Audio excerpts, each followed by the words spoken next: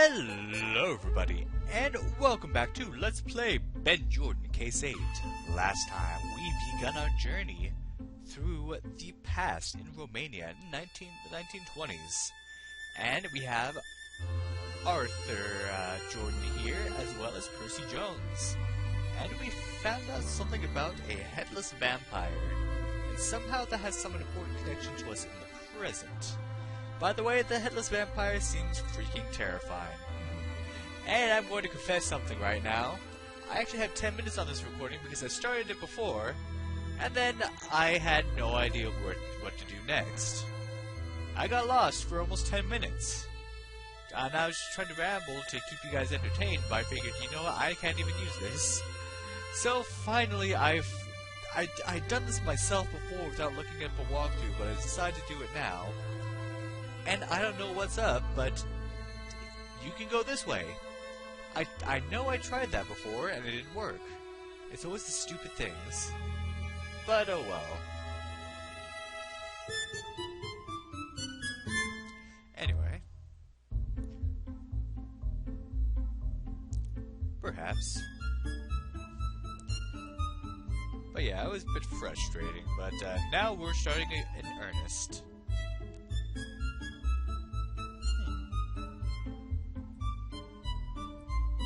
Check out these carvings.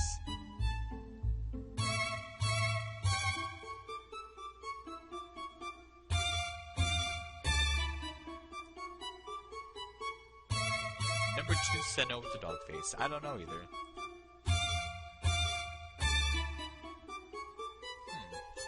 I don't know. Not the best at Romanian.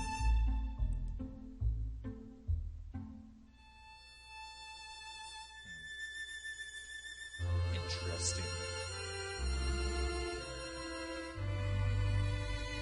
De Ebus.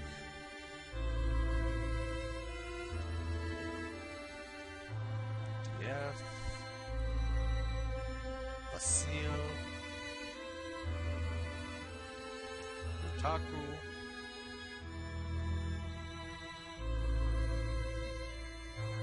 Flavia and Florian.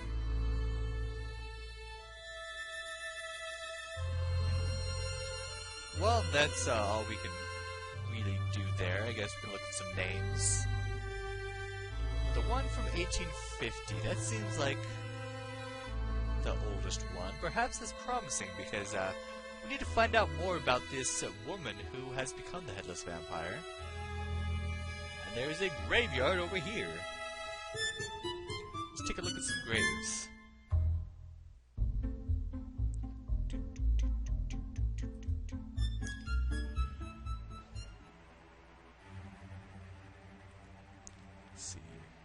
Korza, Utaku,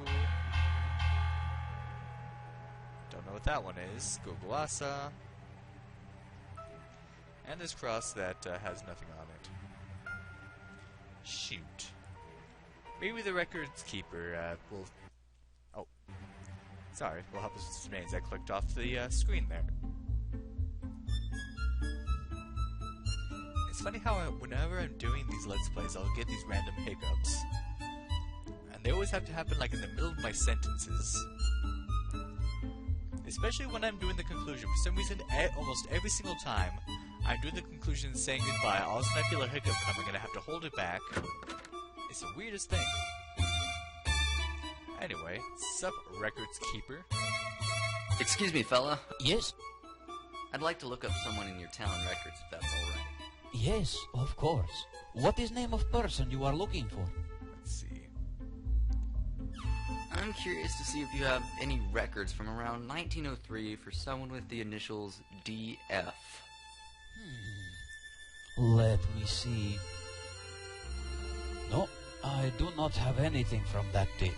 Shoot. However, there is a Dragomir Fidatov who was born in 1882. I see. Thanks for the information. Might be the Dragomir in the hotel. Could you see if you have a record for Flavia and Florian from 1917? One moment. Ah, yes.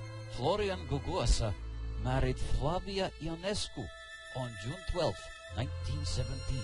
Interesting. Thanks for the help. And one more.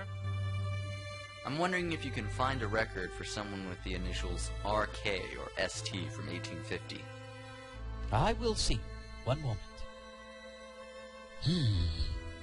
There are no marriages between anyone with those initials in that year. However, there is a death. Ooh. You don't say. Yes, no name, but the initials are here. RK died on January 19th, 1850. So who is RK? I do not know. I will look through records and see if I find anyone with those initials. However, it could take time. If you find name before, please tell me and I try to help. Okay, I'll try my best. Well, let's see if anybody from the hotel knows anything about RK. So we are looking for R. Kelly, I guess? No. Oh heavens, no! Please, no! I would quit this game. Anyway.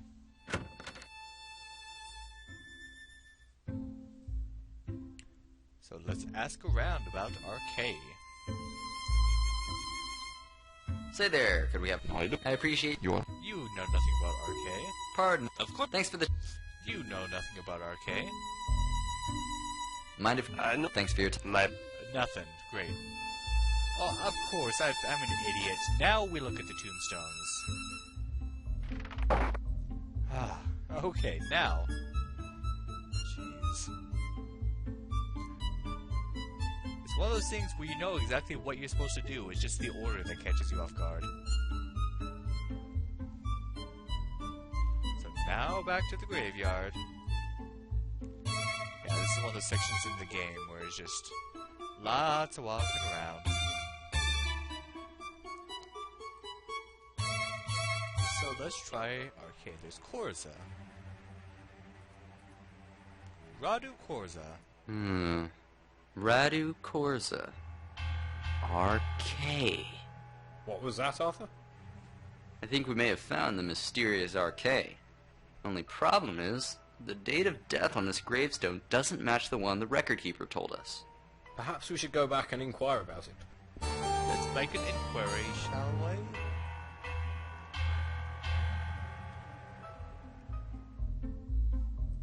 Because my British accents always end up less posh and more blue collar.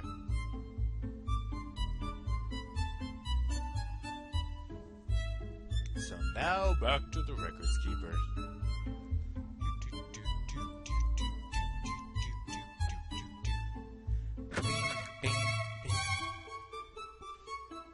Alright, buddy, we got it. Excuse... Yes? I'd like to look up... Yeah, what is... Could you tell me about Radu Korza? I think he may be RK, but the date of death on his gravestone is in 1850. Let me see. Radu Korza. No, he died in 1862. However, he had a daughter, Ruxandra, born 1812, died... Sandra. Yes? Strange. I do not have record of her death. Wait, what? But she surely must have been the RK who died in 1850. It is possible. Strange. No official record of her death, only her initials. Is there any way to find out for sure? Maybe. Korza family house is at the top of the hill near the hotel. There is an old Korza woman who still lives there. Maybe you ask her. Thanks. I'll just go do that. We haven't been up there yet. By the one place we haven't been.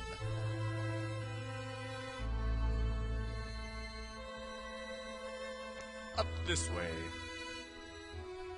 More walking around. Walking Simulator 2012. I actually think this game was finished and completed in like 2004.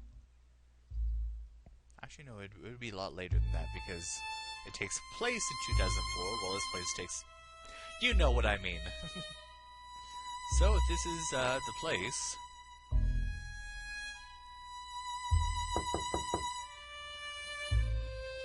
Shoot. Well, what do? We pound on it with a stick.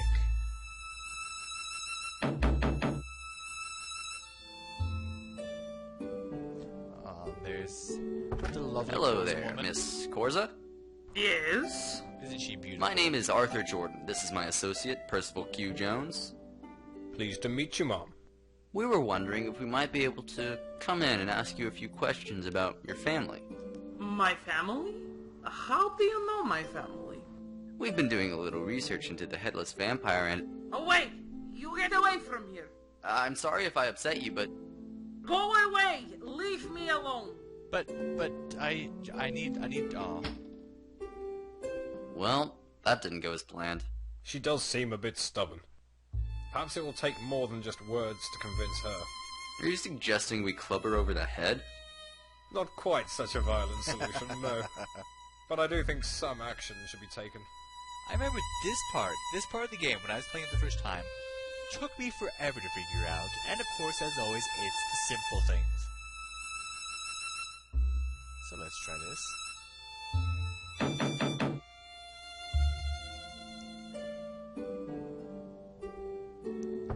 You again? I said go away! Miss, if you'd please just... I said go away! Yeah, I've been through that so many times. What you do? Now hold on just a minute. It's very important that we speak with you. I have nothing to say to you.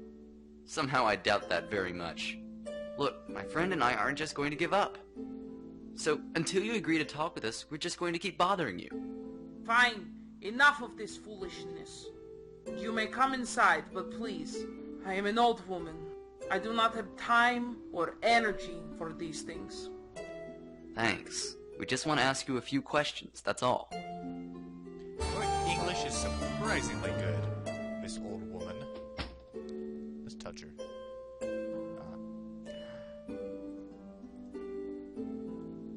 You have a very atmospheric house. She probably doesn't know what that word means.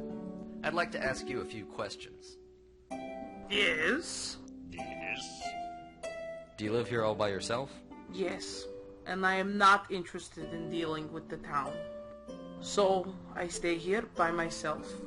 They do not bother me, and I do not bother them. Do you know Ruxandra Corza? I knew her, yes. She was my sister. Your sister? Were you close? We had a good relationship, yes. Until she began seeing that man. Things changed. She was not the same. And then her bastard husband killed her. Oh my. My God, that's awful. Yes, it brought shame to our family. Who was the man? His name was Soren, I believe. Soren Trellis. What can you tell me about this Soren Trellis? He was a very strange man, always dressed in black. He had pale skin, very low voice. I saw him very little. My sister was happily married, but then Soren came into town. She would go off for hours. Later I discovered it was to see him. I tried to keep it from her husband, but he saw their initials carved in a tree in town. He was very jealous, and he sealed her in a barrel as punishment. But he left her inside too long, and she suffocated and died. My sympathies, Miss Corza. That barrel story seems awfully familiar. And yes, there was a weird cut. My sister came to visit, so I visited with her and left the recording on. Didn't want them to hear me talking to myself. Anyway, on with the show. This may be a sensitive topic, but do you know anything about the Headless Vampire? Oh, it is a terrible story the townspeople began telling after Ruxandra died. They say she kicked her head off and became a floating head that drinks blood. But this is absurd. My sister died in the barrel because she could not breathe. What happened to the body? Her husband buried it, barrel and all. I do not know where. Please do not ask me anything else. This brings back too many bad memories. I apologize, miss. I don't have any more questions about your sister. Thank you very much for your time, Miss Gorza. You are welcome. Alright. So we have some information. 90, wow. What if we can't club her over the head? Alright. Actually, something interesting we can do. I might as well do it now. Just in case. We'll probably not have to use it, though. I mean, this whole headless vampire thing is starting to sound more like just a folktale that came out of a town scandal. It looks like this whole headless vampire thing might just be a big misunderstanding. It would seem the townspeople merely came up with a supernatural story to add to an already scandalous tale of adultery. Only one thing stands out to me. Dragomir seemed like he was on the up and up. I don't know about his sister, though. She said she'd been attacked in the cemetery. Indeed she did. Maybe we should take a look around there and see if there's a reasonable explanation for why she might have been attacked. Or fed a malign.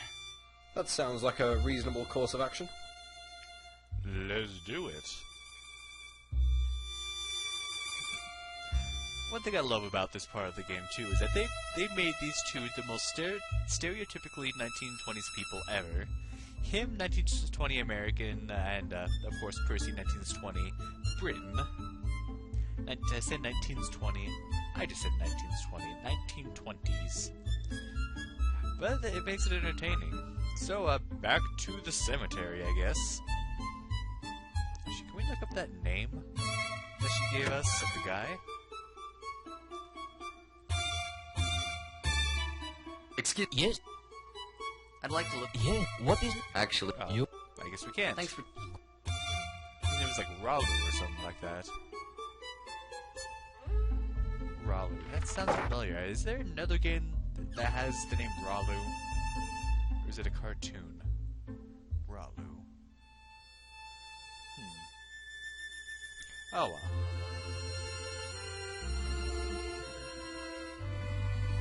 So anyway, take another look around. This entire situation is pretty curious, wouldn't you say, Perce? Indeed. It seems a rather cut and dry case of murder. However, I fail to see where the supernatural angle comes into play. Oh, jeez. Oh, hello. Oh my goodness. Oh, jeez. Oh, goodness. Oh, man. Oh, man. Oh, jeez. Oh, man. Oh. Oh, man. Oh, jeez. Oh, jeez. Oh, man. Oh, what do we do? Oh. Oh, no. Well, see you later, Perce. Or not. Jeez. Oh, okay, jeez. Oh, man. Oh, look at it. Look at it. Oh, man. Oh, jeez. My goodness, that was close. I owe you one, Arthur. Not a problem. There was like a full minute So before the I headless saved you. vampire isn't just a local superstition after all. Quite. That Dragomir chap's sister really was lucky to escape alive.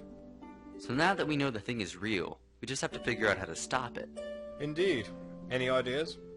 For now, I think our best lead is to find out more about this Soren Trellis character. So the vampire was real after all? Indeed. And Grandpa Arthur saved you from it? That he did. Wow, that was one hell of a story. Oh, it is by no means over. But I think now would be a good time for you to get back to trying to figure out where the Cardinal has gone. So you're not going to finish the story because you think something has changed within the past hour? Yes, and time is of the essence. I really wish you'd just tell me what was going on. All in due time. I shall finish my story and tell you everything else once we've located Genovese. Okay, I'll hold you to that. And things are just getting good, too. Shoot, alright. Well, what else can we do now as Ben Jordan? Not much. I don't even know how much time I have left. I have like over 30 minutes clocked on right now because I've had to cut two things. And hello, new person.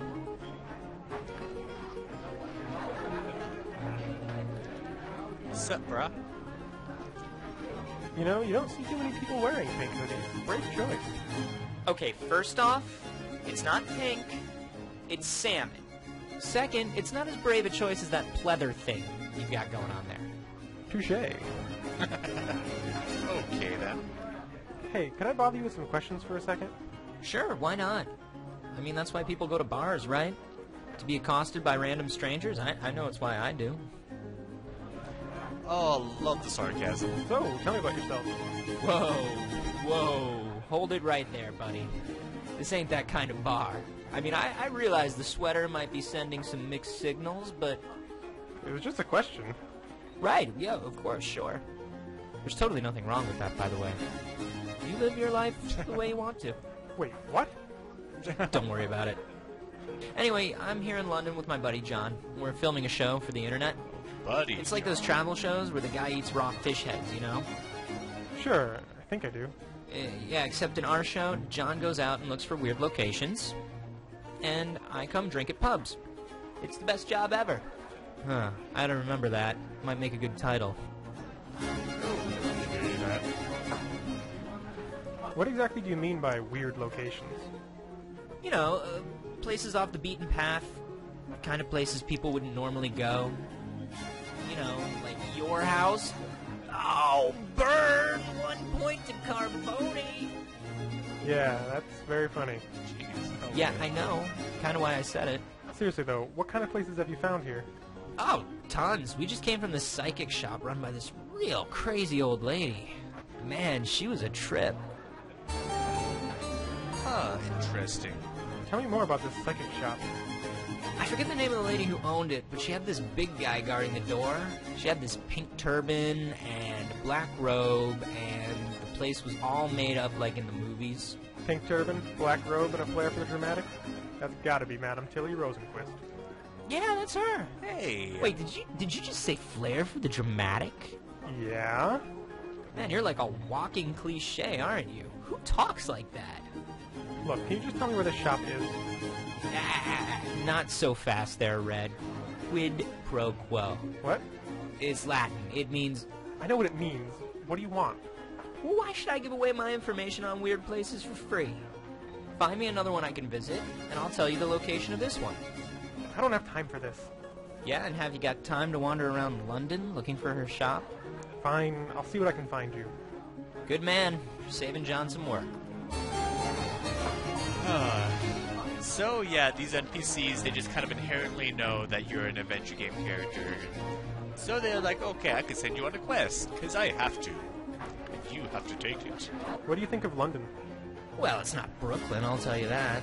I mean, for one thing, I haven't seen a single roof I can climb, let alone any I'd want to. What are you talking about? Oh, nothing. You wouldn't understand anyway. Are you talking parkour or Assassin's Creed? What's that you're reading? It's one of the local papers. Look at this. There's boobs on page 3. So I see. Man, we don't get stuff like this back home. Take it easy. Yeah, you too, Gingy. I know that "Take It Easy" was just supposed to be the goodbye line, but it it worked really well after the whole "there's boobs here." Anyway, so Madame Tilly Rosenquist is in town. We haven't seen her since part 5, and I wonder if that big guy might be someone else we know. So maybe Miss Rosenquist can tell us where we should go next. Well, let's go see her next time on Let's Play Ben Jordan Case 8. Thank you for watching, and have a good day.